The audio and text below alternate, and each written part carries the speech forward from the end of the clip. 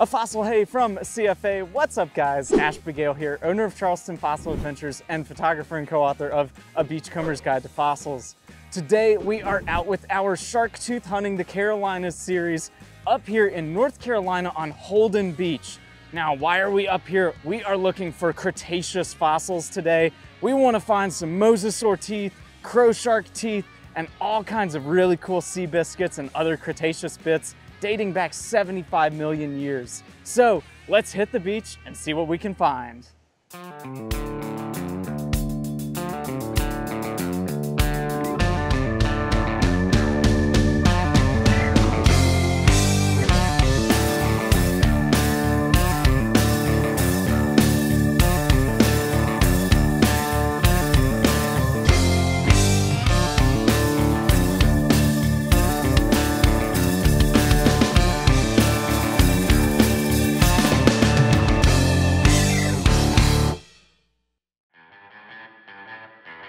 All right, so we're starting things off real strong here. Come check out what we found. This has already been stepped on by someone else out here, unaware of what they are looking at.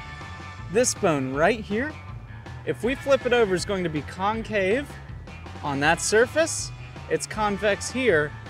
We can actually identify this as a vertebra from a mosasaur that lived swimming around in these oceans over 70 million years ago. That is a good sign for today's trip. If you've been watching this channel for a while, you know that while the big teeth often get all of the hype and glory by a lot of other people, we here at CFA really appreciate the small teeth. And this one is no exception. Mike just found this guy. This is super cool. That is a tooth with a diamond-shaped root and a crown that sticks off at a 90-degree angle. If you're familiar with some of those smaller teeth, you could identify this one instantly as an angel shark tooth. This is a first. I've never seen an angel shark tooth on any of our outer shorelines from the beaches outside of Maryland. So really, really cool find there. Possibly even has some feeding damage on that tip. Now, this is a really interesting thing to look at right here. It's a good comparison for what you want to do when you're looking for fossils and what you don't want to do.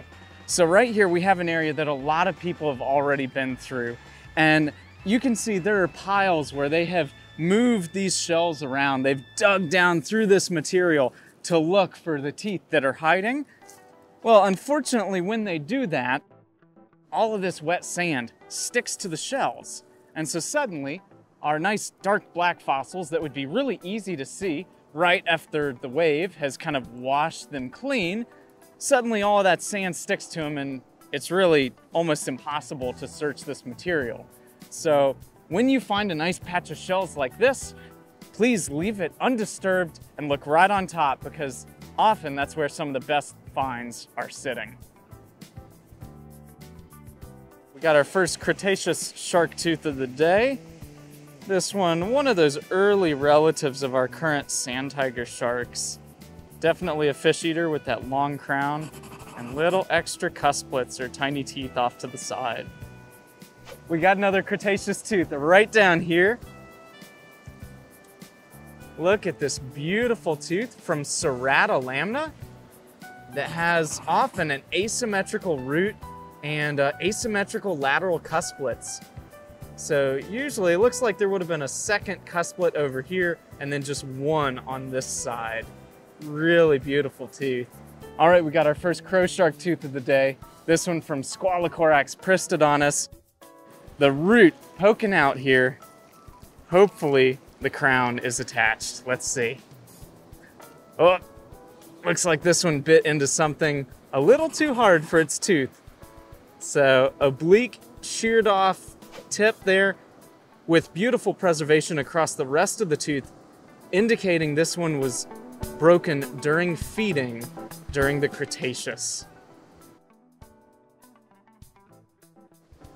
So another neat thing about Holden Beach is we have this wonderful mix of Ice Age material in with all of the Cretaceous fossils.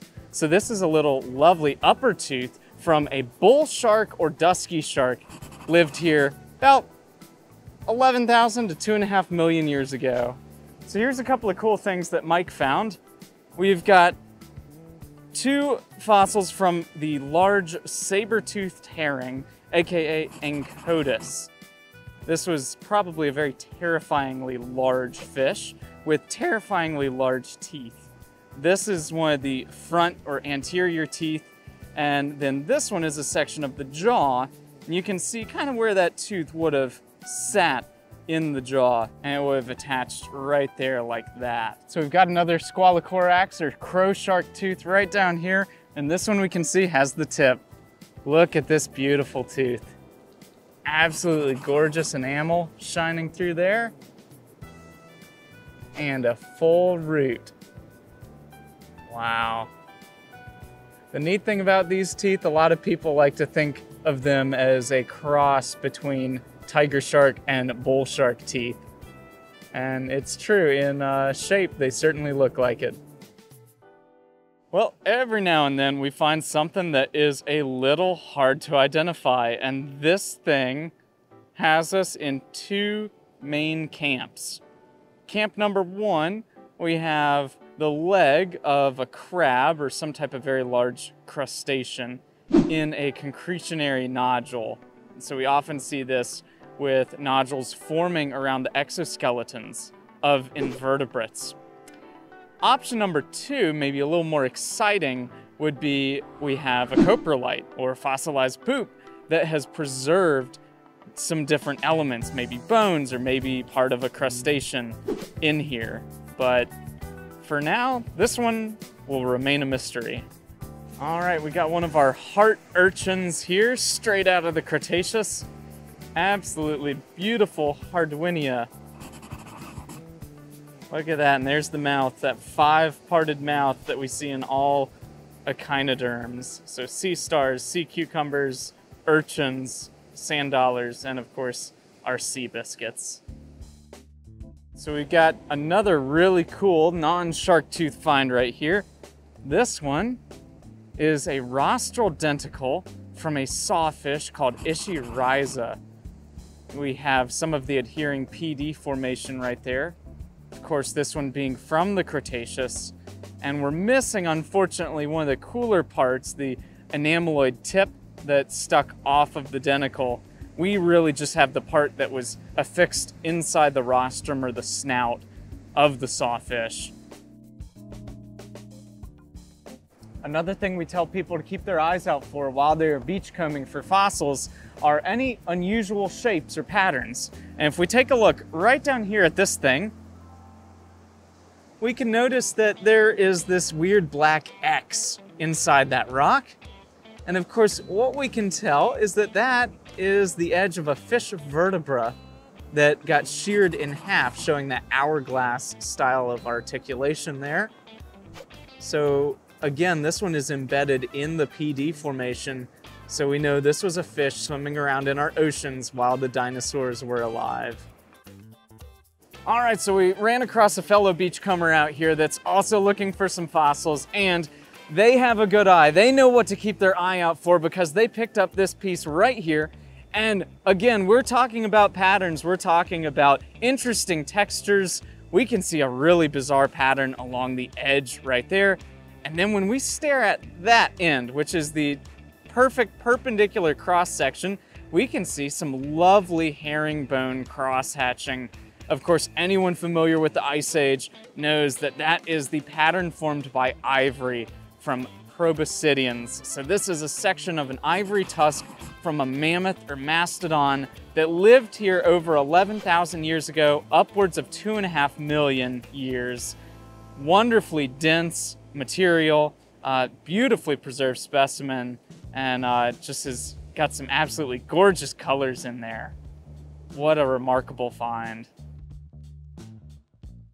So we got a couple other really cool finds here. Just like that first thing we found on the beach, these are mosasaur vertebrae. Really neat thing that you can tell, especially when we hold them side by side like this, is that mosasaur vertebrae are convex on one side, concave on the other. So that allows kind of that perfect nesting of the vertebrae right there. kind of that more slightly flexible yet still rigid spinal column. Really interesting little bits to keep your eye out for while you're walking around, because they might regularly just look like a weird random bone fragment. All right, we have another unassuming bone right down here, but it's something we've already seen today. This one is a really large section of an ancotis jaw. So what's neat about this one, you can kind of see where those teeth used to be and kind of how the jaw grew out in series. Really unassuming, but really cool. We've got a giant Squalicorax tooth right up here. Take a look at this monster. That is the biggest one today. Definitely from Squalicorax pristine. That beautiful wrinkling running across the base of the crown there.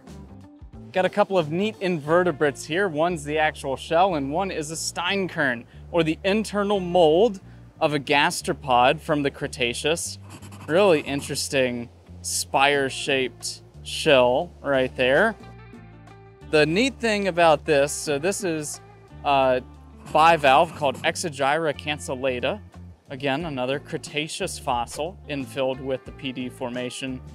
What is neat about Exogyra is that they actually grow off of other things. And we can see this nice little pattern running right through there, where this guy looks like it grew off of a tube worm or a colony of bryozoan, maybe some other branched object underneath in the ocean. And there's a whole field of paleontology devoted to the study of these attachment scars on bivalves. So there's a pretty cool tooth that you can keep your eye out for on many southeastern beaches that isn't one you find all too often. We just scored one right out here. This tooth, it looks a lot like a serrated lemon shark tooth, but it has this sharp angle to it. If we think about other teeth that are distally skewed like that, hammerhead sharks come to mind, but they don't have serrations. However, this guy belongs to Sphyrna macaron, the great hammerhead, which is that 20-foot long species still alive today. Really cool, uncommon find. All right, so Mike found a really cool fossil out here as well. Another one of our Ice Age guys. This one is a section of tooth enamel from the incisor of a giant beaver. This is originally a 6-inch long tooth, 225-pound, 5-foot tall beaver. Wonderful deep grooves of enamel running down the anterior side. And then again, that shiny dentine on the inside. This one's hollow right here, so it looks like we have the proximal, or the growing end of the incisor. All right, so here's another really cool find. This one we can think about as the giant drumfish of the Cretaceous. So this is from Anomiotis. It's one of the giant crushing teeth. You can see kind of that hollow rooted structure there where it would have joined into the jaw. But they had a whole series of these big, long, squished jelly bean shaped teeth that they would use to grind up crustaceans and other, most likely invertebrates they were eating. We're out here looking for teeth from the Cretaceous, and those teeth are usually pretty small. So when something like this washes out, it's kind of hard not to notice it. Take a look at this gorgeous lower tooth from a great white shark. Absolutely gorgeous preservation there. We can see because it's a little bit more conical in cross section, it's not as broad and blade-like, we can identify it as belonging to the lower jaw. This one, quite a bit younger than the other fossils, going to date between 11,000 and about 5 million years. All right, Mike just got a really good one right down here. Another absolutely gorgeous Pristodonus, Squalicorax pristodonus, of course. Giant crow shark tooth. Oh man, that is beautiful. It is hard to beat a good crow shark. So we ran into a few other fellow beachcombers out here that got some really cool finds. Among them, this really incredible tooth from a mosasaur. that has been the target of our trip today.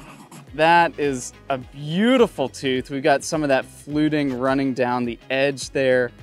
We have this beautiful worn down crown from that guy chomping on some different marine reptiles during the Cretaceous over 65 million years ago.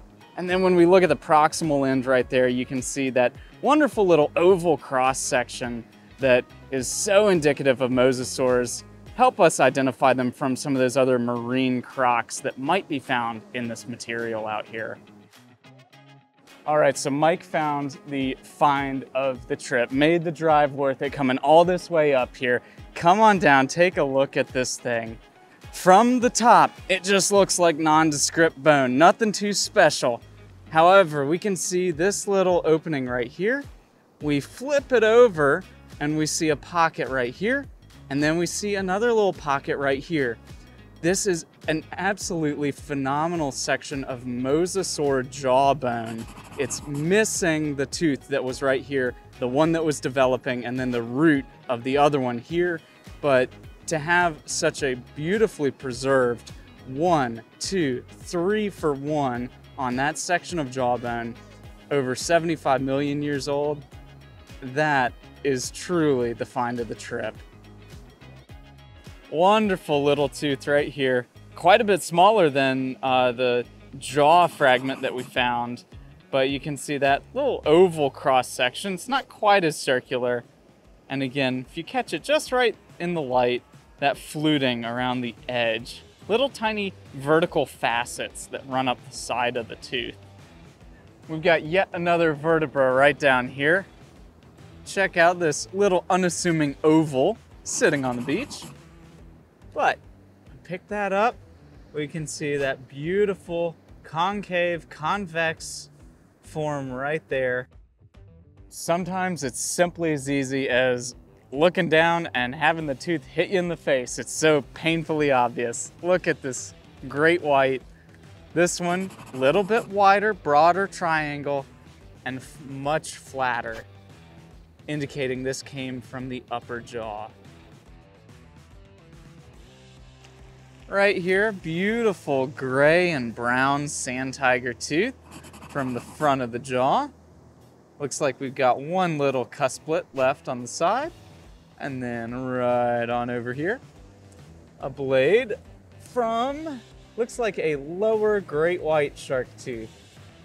All right, we're losing light and we're losing battery, but not before we spotted this guy right down here on the beach. Another mosasaur tooth.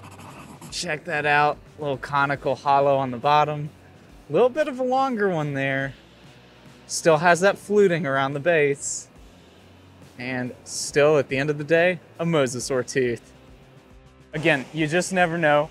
We have a really big beach for a lot of stuff to wash out on. And we have right down here, 2 great whites right before the wave that happen to wash out a foot apart from each other. All right, I have probably only found of this position 2 or 3 of these teeth in my life. So come on down, take a look at this thing. We've got a tooth from the upper jaw of a cow shark. And this one has a lot of its primary cusps. Look at that. That is a single shark tooth with multiple teeth to grab onto all of its prey. That is really cool. Take a look at this gorgeous tiger shark tooth, just propped up there by the waves. This one comes from our modern tiger shark, Galliacerdo cuvier. Awesome, beautiful tooth right here. And you know what? If you want to come on a tour and find awesome teeth just like this, we've got all the information you need to see down in the description below so you can come on a trip with a paleontologist, either myself or Mike behind the camera, and find all kinds of amazing fossils, upwards of 30 million years in Charleston. So with that, we're going to end it here for today. So we thank you for watching, everyone. And as always, happy hunting, collect responsibly, and we'll see you next time.